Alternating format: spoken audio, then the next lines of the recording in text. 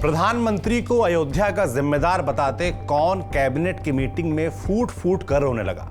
जिस वक्त अयोध्या का विवादित ढांचा गिर रहा था, क्या पीएम नरसिम्हा राव पूजा कर रहे थे? क्या था यूपी गवर्नर की उस गुप्त रिपोर्ट में जिसने पीएम नरसिम्हा राव को कल्याण सिंह सरकार गिराने से रोक लिया?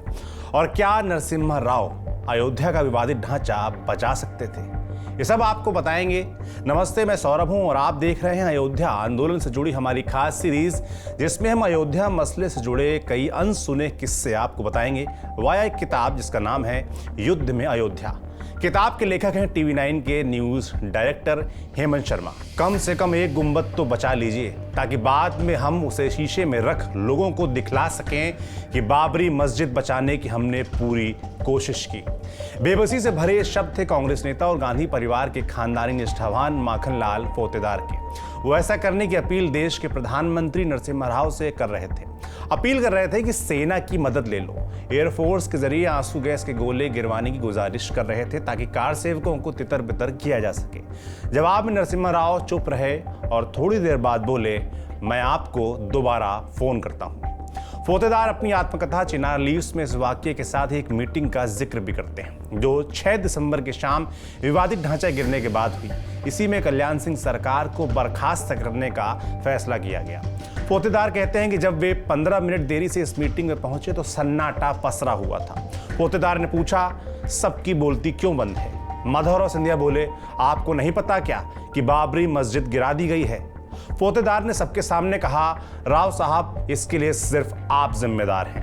मगर प्रधानमंत्री नरसिम्हा राव ने एक शब्द भी नहीं बोला। अर्जुन सिंह अपनी आत्मकथा a grain of sand in the our-glass of time में लिखते हैं, पूरी मीटिंग के दौरान नरसिम्हा राव इतने हतप्रभ थे कि उनके मुंह से एक शब्द नहीं निकला।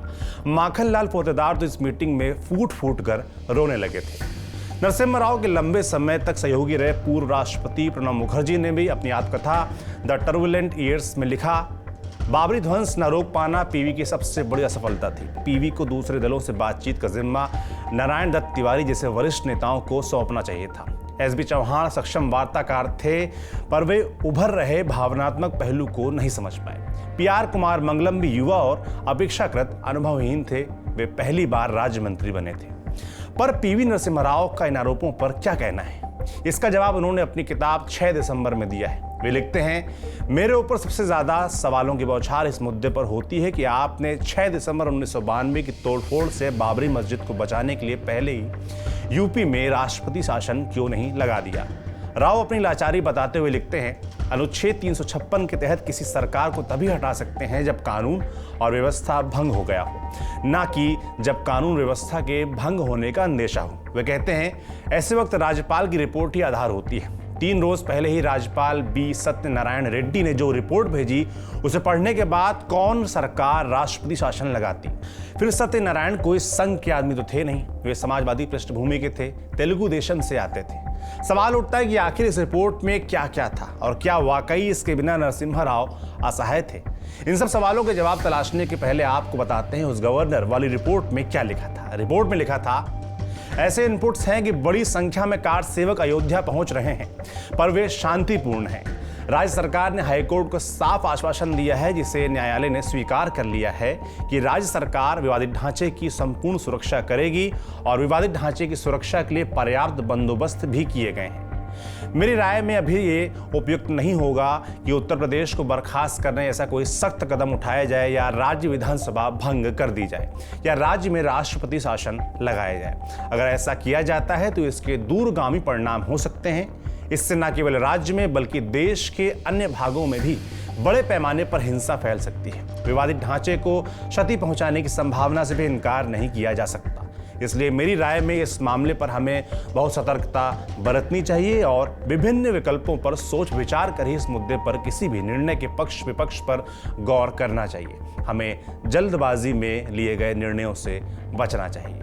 नरसिम्हा राव का कहना था कि राज्यपाल की भेजी इस गोपनीय रिपोर्ट को पढ़ने के बाद उनके सामने विकल्प नहीं थे, सिवाय इसके कि वे संघीय ढांचे की मर्यादाओं के अनुसार राज्य सरकार के भरोसे और वायदे पर विश्वास रखते।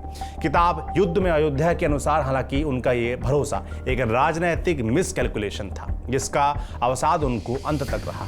यहां तक कि वे राज्यपाल सत्यनारायण से घटना के बाद बहुत नाराज थे, इसलिए वे 6 दिसंबर को राज्यपाल का फोन तक नहीं ले रहे थे। पर क्या नरसिम्हा राव इतने ही लाचार थे जितना वो अपनी किताब में बता रहे हैं? जवाब है नहीं।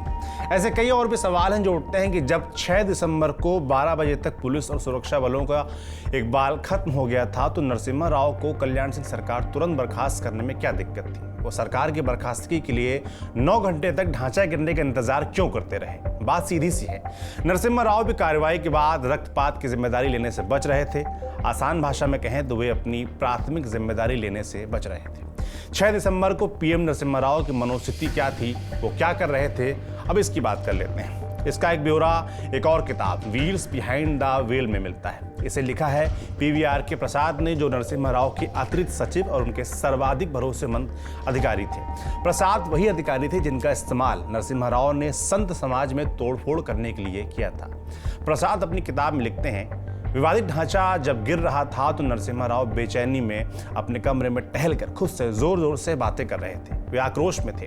वे कह रहे थे, हम बीजेपी से लड़ सकते हैं लेकिन हम भगवान राम से कैसे लड़ेंगे?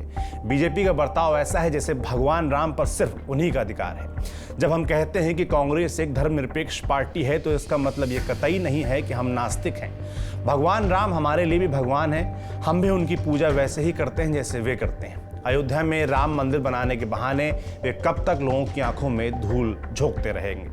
पत्रकार कुलदीप नैयर ने तो अपनी आत्मकथा बियॉन्ड द लाइन्स में और विस्फोटक दावा किया था। लिखा था, मुझे जानकारी है कि राव की बाबरी मस्जिद विध्वंस में भूमिका थी। जब कार सेवक मस्जिद को गिरा रहे थे तब वो अपने निवास पर पूजा में बैठे हुए थे। वो वहां से तभी उठे जब मस्जिद का आखिरी पत्थर हटा दिया गया। हालांकि क्या कुलदीप नैयर वहां स्वयं मौजूद थे? इस पर वे कहते हैं कि उनको ये जानकारी समाजवादी नेता मधु लिमि ने दी थी, जिनको ये बात प्रधानमंत्री कार्यालय में उनके एक सोर्स ने बताई थी। उन्होंने सोर्स का नाम नहीं बताया। नरसिम्हा राव पर बहुचर्चित किताब हाफ लाइन लिखने वाले विनय सीतापति भी इस मामले में नरसिम्हा राव को क्लीन चिट देते हैं। ढांचा गिराए जाने के बाद 3 बड़े पत्रकार निखिल चक्रवर्ती, प्रभास जोशी और RK मिश्रा भी नरसिम्हा राव से मिलने गए। सभी जानना चाहते थे कि 6 दिसंबर को नरसिम्हा राव ने ऐसा क्यों होने दिया, इसे क्यों नहीं रोका। तो नरसिम्हा राव का जवाब था, क्या आप लोग ऐसा समझते हैं कि मुझे राजनीति नहीं आती? मैंने जो कुछ किया सोच समझ कर किया। मुझे बीजेपी की मंदिर राजनीति को खत्म करना था, वह मैंने कर दिया। तो किस्सा यही खत्म होता है।